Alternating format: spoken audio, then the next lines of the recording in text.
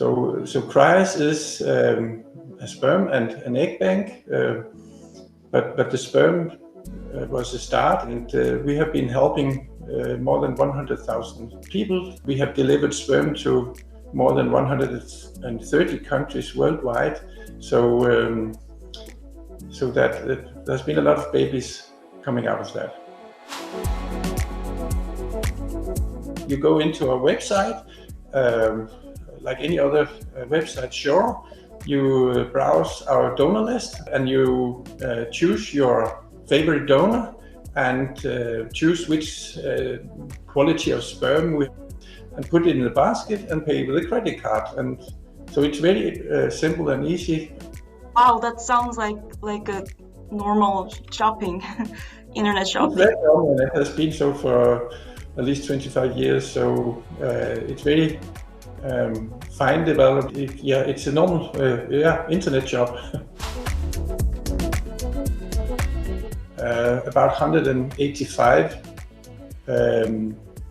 euros per straw, up to about 2,000 euros. It depends on what quality you choose, and we have different strongs. Concentration of sperm, we call it mud, and then we have ID release donor and non-ID release donor, and we have donors with adult photos, and you can even buy exclusive donors if you want to have one donor for yourself. Exclusive, it's quite expensive, so because you buy the whole stock. We are allowed to pay a little money for the sperm donation, maximum up to 500 Danish crowns. That's about 80 euros. So it's not much. It's basically not for the money. So we did a questionnaire among our donors, or we've been doing it several times during the years. It's very, very clearly that the donors are doing it mainly in order to help childless people. We are not selling the sperm. Actually, the sperm is free of charge. We're selling the documentation, the testing, everything around. For us, sperm without documentation and testing is nothing worth, though it's just garbage.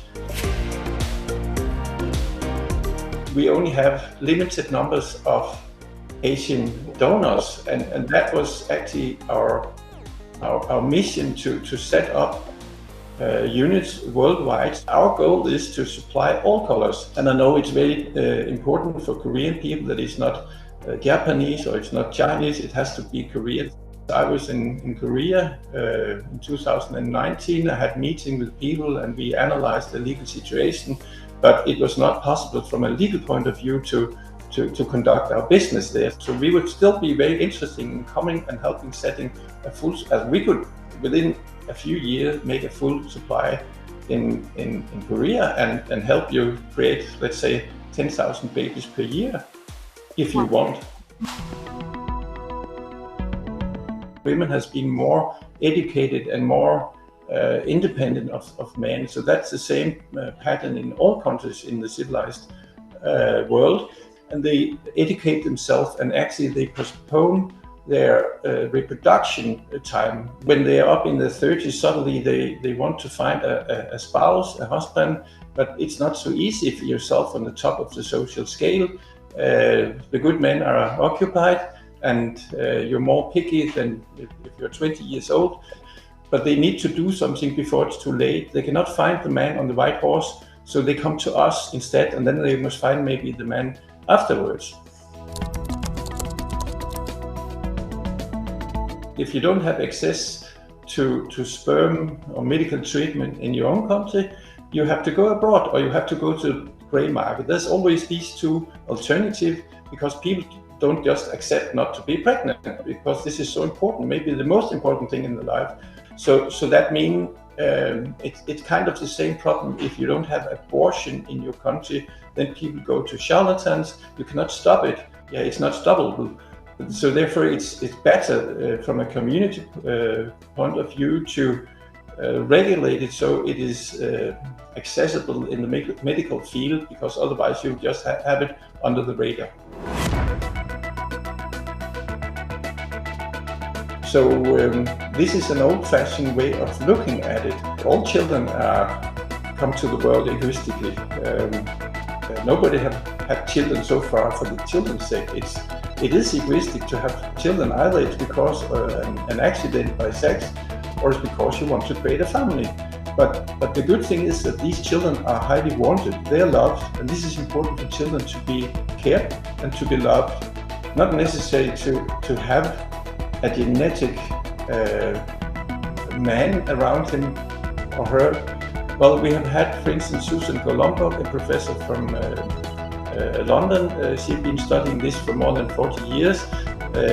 What is the welfare of the children from singles and lesbians and gay couples or heterosexual couples? There's no difference. They actually have a better welfare than in the general population, probably because they are highly wanted. I know very well the situation, what we call it, the culture in the Asian countries, where it's very paternal. Men, older men who decide everything. So like me with grey hair. There was a group who said it was terrible and it should only be heterosexual couples, exactly like it is in Korea. And that was in the 80s and 90s. I've seen this attitude years and years, but it changed over time. So it's a question about cultural change, and it has to come from the politicians. So if the politicians say it's okay, and if they change the law, there will slowly be an acceptance in the community. That we have seen in Denmark, we have seen it in other countries. But it takes time. In Korea, your birth rate has been falling. When I was visiting you in 2019, it was almost 1.0. Now it's even decreased to 0.72. I heard in 23, 24, probably even lower. You have a big problem in Korea because the population will decrease and that it will be older. If there are political will or interest, I would be willing to invite them to come here. The Minister of Health or people who are involved in these decisions. I could also come to Korea and we could have a meeting about it, but they need to have an opening. They need to be interested, so then we can make magic.